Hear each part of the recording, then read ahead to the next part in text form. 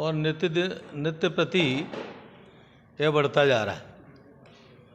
आप देखते हो कि चारों तरफ जिहादी गतिविधियाँ, देशद्रोही गतिविधियाँ, लव जिहाद, लैंड जिहाद और अनेकों प्रकार की गतिविधियाँ हो रही हैं जो उत्तराखंड के देवभूमि के स्वरूप को बिगाड़ रही हैं। यह वास्तव में बड़ा चिंता का विषय बन गया है और इसके लिए हरिद्वार में, पूरे उत्तराखंड में कई बार संतों की मीटिंग हुई और संतों ने इस पर बड़ी चिंता प्रकट की। और मैं पिछले कई सालों से इस बात को निरंतर बोल भी रहा हूँ कि जिहादियों ने कश्मीर की तरह उत्तराखंड को केंद्र बनाया हुआ है और अगर उत्तराखंड के लोग और उत्तराखंड की सरकार, उत्तराखंड के नेता अगर नहीं जागे तो है दिन दूर नहीं है कि जहाँ पर कश्मीर जैसी स्थिति हो जाएगी और लोगों को यहाँ से पलायन करने के लिए मजबूर होना पड़ेगा। इस सारी समस्या में जो संतों ने चिंतन किया, उन चिंतन के द्वारा कुछ बातें स्पष्ट होती है। एक बात तो ये स्पष्ट होती है कि नेताओं की उदासीनता, लापरवाही और तुष्टीकरण बड़ी भूमिका है इसमें। क्योंकि नेता अगर उदासीनता न बरतें, अपने स्वार्थ से थोड़ा हट करके काम करें तो ये जिहादी गतिविधियां निरंतर ना बढ़े। दूसरी बात देखने में आता है कि सरकार भी कहीं कहीं उदासीन रहती है। सरकार को भी जो एक्शन लेना चाहिए वो सरकार नहीं लेती।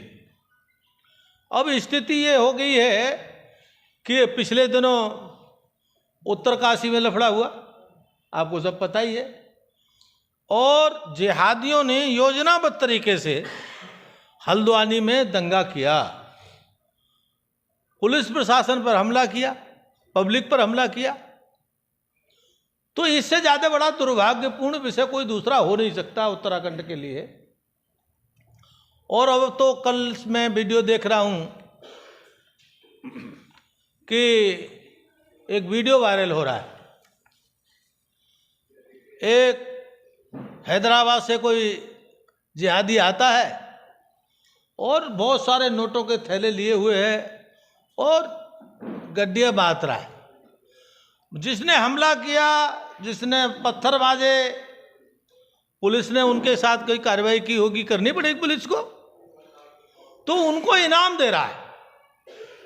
और उससे भी ज़्यादा दुर्भाग्यपूर्ण बात यह है कि वो इनाम दे रहा है और पुलिस यहाँ कहाँ है, यहाँ की सरकार कहाँ है कि जिहादियों के इनाम बंट रहा है तो पुलिस सरकार क्या कर रही है। तो ये भी चिंता का विषय है। इसका मतलब कल जिहादी का को ये छोटी छोटी जिहादी है कि उत्तराखंड में आप जिहादी गतिविधि करोगे तो आपको खूब माल पानी मिलेगा, बढ़िया धन मिलेगा, ये इस बात का संदेश है। और पुलिस ने उसको जिहादी को नहीं पकड़ पाया, करते हुए कार्रवाई नहीं कर पाया। इन सब की भूमिका में जो महत्वपूर्ण भूमिका है वो हमारे उत्तराखंड के जनप्रतिनिधियों की है। जनप्रतिनिधि या तो सोए हुए हैं, या उदासीन हैं, या अपने स्वार्थ में डूबे हुए हैं। तो पिछले दिनों हरिद्वार के संतों ने एक बात उठाई कि अब जो है उत्तराखंड को बचाना है तो कुछ संतों को आगे आना पड़ेगा, संघर्ष करने के लिए भी आना पड़ेगा, नेतृत्व के लिए भी आना पड़ेगा। और क्योंकि अब उसमें सबसे पहले चुनाव आ रहा है लोकसभा का, तो उत्तराखंड में हरिद्वार देवभूमि का द्वार होता है और हरिद्वार में भी स्थिति बहुत विषम होती जा रही है। तो यहाँ से शुरुआत हो, हरिद्वार का लोकसभा प्रतिनिधि कोई संत हो, कोई सन्यासी हो, कोई साधु हो, ऐसी पिछले दिनों संतों ने मांग की। अपने बीच में हम लोग बैठे हैं तो मेरा अपना परिचय महामंडलेश्वर स्वामी प्रबोधानंद गिरी, मैं जूना अखाड़े का, श्री पंचदश जूना अखाड़े का महामंडलेश्वर हूँ और हिंदू रक्षा सेना का राष्ट्रीय अध्यक्ष हूँ। हरिद्वार में श्री बालाजी धाम के नाम से अपना आश्रम है। मेरे बाईं तरफ बैठे हैं वो बाबा हठयोगी है, सब जानते हैं इनको, फेमस है बाबा हठयोगी। हमारे भारत साधु समाज के अध्यक्ष हैं, अखाड़ा परिषद के प्रवक्ता रहे हैं, संत समिति के प्रवक्ता रहे हैं और इस समय वैष्णव मंडल जो है उसके भी अध्यक्ष हैं। तो मैं उनसे भी निवेदन करूंगा अपनी बात रखें। ये मैंने आप लोगों के लिए प्रेस विज्ञप्ति छोटी सी तैयार की है, ताकि आपके पास कुछ प्रूफ रहे, भाई आपको कहने को हमने बात कही है, तो उसमें शॉर्ट में मैंने ही दिया है। बाबा हटयोगी से मैं निवेदन करूंगा वो अपनी बात करें।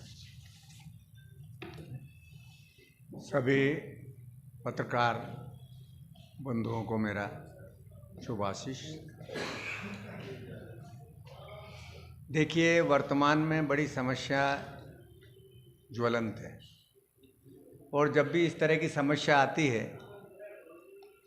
हमारे देश के महापुरुषों ने, संतों ने अगर इसके लिए करने की कुछ सोची हो तो स्थिति को संभाल सकते हैं। लेकिन सबसे बड़ी विडंबना ये हो गई है कि आज संतों में भी ये फर्जी संत बहुत हो गए हैं, और फर्जी संतों के कारण हमारी धर्म और संस्कृति के ऊपर, और कभी कभी आप देखते भी हो गए क्या कर लिया। कभी आपने देखा होगा साधु का रूप धारण करके मांगते देखे, वीडियो वायरल हो रहे हैं कि वो बाद में निकलते क्या कि जी मैं तो ये रहता, लोग हो जाता, अगर बात नहीं होती तो कहते कि संत ने ये काम किया। तो इसीलिए हमारी अखिल भारतीय अखाड़ा परिषद के अध्यक्ष से भी आज मेरी बात हुई है, और इनसे भी हुई है, क्योंकि हमें इस देवभूमि का स्वरूप, क्योंकि पहले हम अपने पूरे देश की बजाय हमने घर को तो देखें। घर को संभाल लो तो देश संभल जाएगा, और घर बिगड़ गया तो देश बिगड़ जाएगा। तो आपकी प्रेस के माध्यम से इसीलिए हमने कहा कि राजधानी में प्रेस हो, ताकि पूरे उत्तराखंड में तो कम से कम ये बात जाए। और मैं आप लोगों से भी निवेदन करता हूं कि इस बात को आप जो आए हैं, ठीक है, नहीं आए, उनके तक भी बात पहुंचाए, और वास्तविक में असली और नकली की पहचान होना चाहिए। तो मैं तो अपने ऊपर ही कहता हूं कि दूसरे की बात छोड़िए, बुरा जो देखन चला बुरा ना मिलिए कोई, और जो जग सारा खोजा तो मुझसे बुरा ना कोई। पहले मैं अपने समाज, जो साधु समाज है और जो परमार्थ के लिए है, उनका कोई अपना व्यक्तिगत जीवन नहीं है, उसी में अगर मिलावट हो जाती है तो फिर क्या होगा, एक पॉइजन बन जाएगा ना। तो जो ये साधु समाज में एकदम पॉइजन वाली स्थिति आ गई है, तो जो नकली, अब लोगों ने एक ट्रेंड बना लिया साधु समाज में भी, कुछ मत करो, तिलक लगा लो, दाढ़ी बाल बढ़ा लो, कुछ आडंबर फैला दो, इस तरह के काम कर दो, और करो महाराज महाराज। हम जैसे लोग चले भी जाते हैं, भूल में पता नहीं रहता तो पदवी दे देते हैं, किसी को क्या पदवी, किसी को क्या पदवी, किसी को क्या पदवी, और फिर वो इसका गलत फायदा उठाते हैं और साधु समाज के ऊपर उंगली उठती है। तो इसलिए हमने सोचा है कि साधु समाज के द्वारा एक तो इन लोगों का एड्रेस का वेरिफिकेशन होना चाहिए, ताकि बलात्कार, चोर, उचक्का, लफंगा कहाँ से आया क्या नहीं आया, ये बहुत जरूरी है। इस बात को आप प्रमुखता से दीजिए कि अखाड़ा परिषद के पूर्व प्रवक्ता, वर्तमान रामादल के वैष्णव मंडल के अध्यक्ष, भारत साधु समाज के अध्यक्ष जो ऑल इंडिया का है उसका भी अध्यक्ष हूँ, तो वो उस नाते इन लोगों का, संतों का वेरिफिकेशन होना चाहिए। अगर ये नहीं होगा तो संतों में और इस तरह के चोर, लुच्चे, लफंगे, प्रॉपर्टियों के लिए हत्याएं करना ये साधु का काम थोड़ी है, लेकिन कर रहे हैं कि नहीं, आप देख रहे हैं कि आचरण से विरुद्ध कार्य हो रहे हैं। तो ये सब मीटिंग हुई, बात विचार हुआ, और कहने के बाद हम लोगों ने निश्चय किया, और मुझसे भी कहा पूरे संत समाज ने। अब भी मैं इधर उधर गया था, अभी गुजरात के, अपना बिहार के दौरे से भी गए, वहाँ भी बहुत विशाल मीटिंग थी, वहाँ भी ये तय हुआ। तो उन्होंने कहा कि इस बात को उठाइए, आप पहले भी प्रवक्ता रहे, अखिल भारतीय अखाड़ा परिषद के प्रवक्ता रह चुके हो, और इस तरह के। तो मैंने कहा जरूर मैं प्रेस करके राजधानी में ही प्रेस करता हूँ और इस बात को उठाता हूँ। तो इन लोगों का एड्रेस वेरिफिकेशन होना चाहिए ऐसे साधु का। और जो नकली लोग बन गए, कर गए, साधुता के नाम पे करते हैं, कभी प्रधानमंत्री के नाम पे, कभी मुख्यमंत्री के पास, कभी किसके पास, गंगा जल लेके, लोटी लेके, माला लेके, थाली लेके वो पहुंच जाएंगे, कुछ लोग भी इनमें से। तो उन लोगों के ऊपर ब्रेक लगना चाहिए। और उस ब्रेक कैसे लगेगा, उसीलिए हमने कहा कि जिस तरह से उत्तर प्रदेश एक जंगल राज था, अराजकता थी, बहु बेटियां सुरक्षित नहीं थी, फिरौती और डकैती हर रोज होती थी, लेकिन एक योगी आया, आदित्यनाथ जैसे आया है, तो उन्होंने वहाँ की व्यवस्था बहुत मतलब अच्छी कर दी। जो इतना पिछड़ा था उसके बावजूद आप देख रहे हो, आप जाना कभी गए भी हो तो, लेकिन कितनी अच्छा देख रही। तो ये देवभूमि है, और देवभूमि का द्वार हरिद्वार है, और हरिद्वार है तो मैंने कहा हम हरिद्वार से इसकी शुरुआत करते हैं। तो हरिद्वार से शुरुआत करने के लिए हम लोगों का एक संतों की मीटिंग हुई और बैठक हुआ, और उन्होंने मुझे अधिकृत किया कि हटयोगी जी आप प्रेस के माध्यम से इस बात को उठाइए। तो उन्होंने कहा कि यहाँ हरिद्वार के एक ऐसे संत को जो राजनीतिक भी हो, राजनीतिक पकड़ भी हो, चरित्र से भी अच्छा हो, फर्जी नहीं हो, मान्यता के अनुसार अखाड़े द्वारे से वो साधु हो, साधु भी हो, ऐसा साधु नहीं हो कि बाल बच्चे पैदा करके आया और कुछ करके आया, ये करके आया, यहाँ आ गया साधु बन गए और मौज मस्ती ले रहा है, हैं?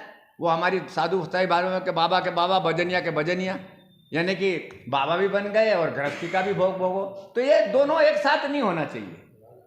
तो इसका वो होना है। तो हमने सोचा कि एक ऐसे संत को, आपकी प्रेस के माध्यम से हम मांग करते हैं कि ऐसे संत को वहाँ टिकट दिया जाए जो हरिद्वार के लोकसभा का प्रतिनिधित्व करे, और वहाँ से ये शुरुआत जो करना चाहते हैं हम शुद्धिकरण की, इसके माध्यम से वो हमारी बातों को संसद में उठाए, संसद में हो। तो जिस तरह से योगी जी का तो एक विश्व स्तर पे कीर्ति फैली है, हम हरिद्वार से भी चाहते हैं कि एक सांसद, एक प्रखर इस तरह की बातें करे और व्यवस्था की बातें करे, धर्म नगरी की बात करें, पूरे उत्तराखंड की बात करें।